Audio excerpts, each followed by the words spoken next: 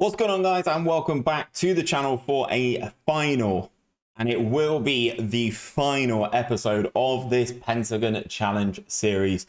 Recently, we finished the series, we won the Champions League at Hertha Berlin, and we've been going back since then, taking a look at the clubs that I managed during this long save.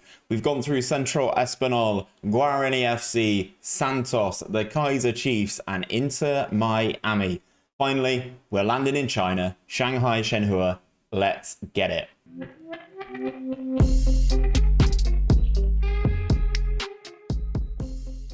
So then, guys, we arrive in Shanghai. This was the penultimate leg of the journey, as I mentioned in the introduction. The way things happened, actually, the way things transpired was that we won the CONCAF Champions League with Inter Miami, and it was sort of a season had already started in China, so we joined Shanghai, the second team in Shanghai, I must add, sort of halfway through the season. They are having a shocker, really, when we joined, and I managed to pick up Manager of the Month as we finished in 4th, which was okay. You know, it's not the greatest of seasons finishing 4th for a team like that, but the following season, as you can see, we won Manager of the Year and Manager of the Month 3 times. We also picked up some trophies as well: the Chinese FA Cup, the AFC Champions League, which is the one we needed to win on the continent, and then obviously the Chinese Super League as well. So we were the manager in 2031 and 2032. Let's go and take a look at Shanghai prior to that. Obviously, they have a history of winning things, and they've been sort of there or thereabouts prior to this, especially in the save. So in the save in particular, what have they got here? 8th, up into 6th, all the way up into 3rd, then all the way back down. Looks like they got relegated in 2027, actually, then instantly promoted back up as champions. Following season, they finished in 6th, then down into 8th. They made the change here where they sacked their manager just after we'd won the CONCACAF Champions League, so enabled the switch, which is good. We joined, they were 4th. They gone on to win the league, obviously, with me as the manager. The next 2 seasons after, they dropped down to 6th for the next 2 years. But then they have picked it back up in the 2035 season and won it again, which is great to see. I like seeing teams being successful. And as you can see, it's the first time that they'd won the league since 2003, which is a long time. Obviously, the AFC Champions League is the only one that only one that's been brought to the club was by us, and the FA Cup was again last won whilst we were manager of Shanghai Shenhua. Xiao Zhuchen holds the record for the most appearances. He has a lot, this guy. Loves an appearance for the club. I don't think I ever managed him, or if I did, it was towards the end of his tenure. Let's have a look at the side. Sorry, I need to tilt my head. Yes, he was there for a period of time before he retired. Okay, fine. Which is great. Oh, Pu Hitiao. This was the striker who had no finishing. Actually holds the most active goals for the club, which means Lorenzo Basoli has gone.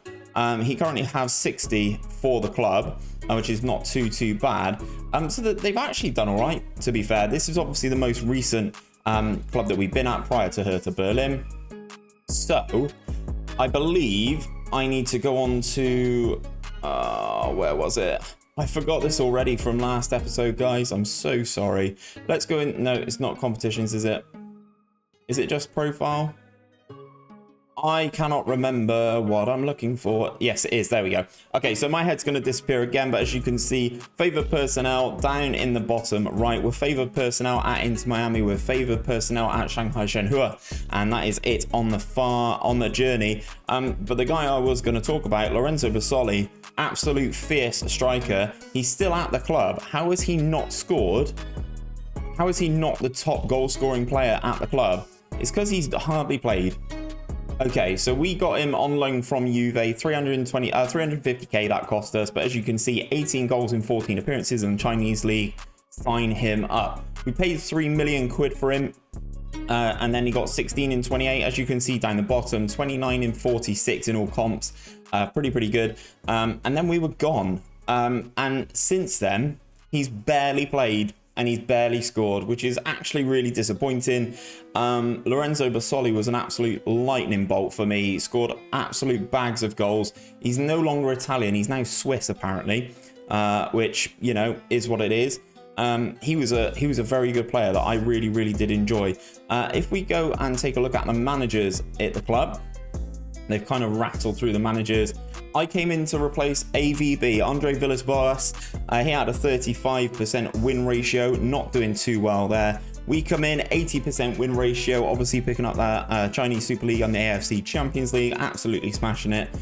This dude comes in after 46% win ratio and he got sacked. And then you got the guy who's currently in the job right now. He managed to guide them to a league title. So fair play to Neto Biano. Actual real manager, looks pretty good. Good man management, great motivating as well. Comes from Botafogo, looks like a good manager. Does look like a good manager. So if we go over to the best 11, there's a couple of players in here that were here whilst I was manager. Obviously, one of the interesting rules in the division is that you have to have a Chinese goalkeeper, which is just rough, if you ask me. So this is the best 11 from my first season there.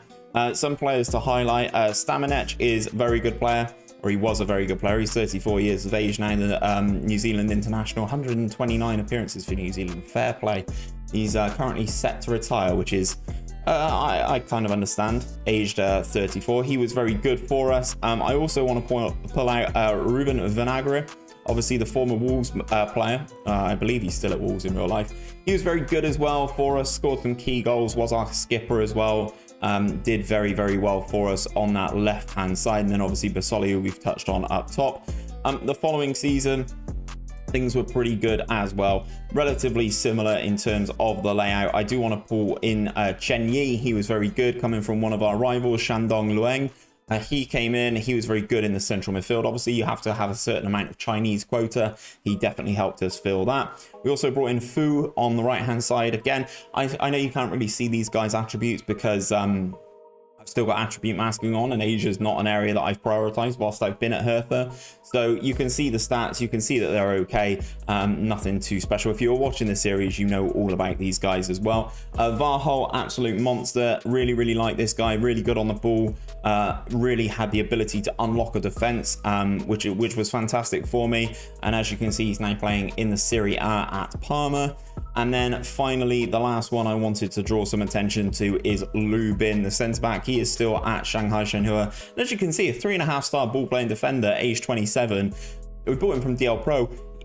He's actually a really good defender. And I'm not just saying that for the Chinese league. He's actually just genuinely a really good defender. So it was very good to see some of these players again. Joseph Banda was another one we bought. I can't remember. We bought him from somewhere in Scotland, I believe. Yes, Hibs. You won't be able to see it because my head's there. But yeah, club trained at Hibs. Don't know why Hibs are getting Zambian players through their youth intake, but there you go. He was another one. And that is pretty much it in terms of the players, guys. You've seen that we were in their favoured personnel, which is great. Nice stadium over in Shanghai in China. And things have been a little bit rough for them since they've picked up a league title, but in the current season they find themselves down in an 11th and quite a way off those top 4 spots. But guys, that is where I am going to leave it for today, and leave it ultimately for this Pentagon challenge. The series is now over. There's no need to review my time at Hertha Berlin. That is the most fresh time. So that means we've got a new series coming, right? It does. We've got a little mini series starting on Wednesday, 5 p.m. UK. You're not going to want to miss it. It is a rebuild, but I'm bringing it to you as a series. So I'm hoping that you guys do enjoy that. But as I said, we're done here for today. We're done here for the Pentagon challenge as a save. I just want to thank everyone who's been a part of this save, watched any of the episodes. I really do appreciate it. It's been my most successful save that I've ever put together on YouTube, and also in Football Manager, to be perfectly honest, most successful one that I've ever had. And it's all thanks to you guys keeping me going, especially in some of the darker times. I'm talking about the MLS. I'm talking about the MLS. I hated the MLS. But yes, thank you guys. I do appreciate it. If you have enjoyed today's video, don't forget to drop a like on it down below. Do appreciate that. Subscribe to the channel if you are new around here. Ring the bell so you're told each and every time that the channel uploads a video, so you do not miss the start of our brand new series on Wednesday. But until next time, guys, take care of yourselves, take care of each other, and I'll see you on another one very, very soon.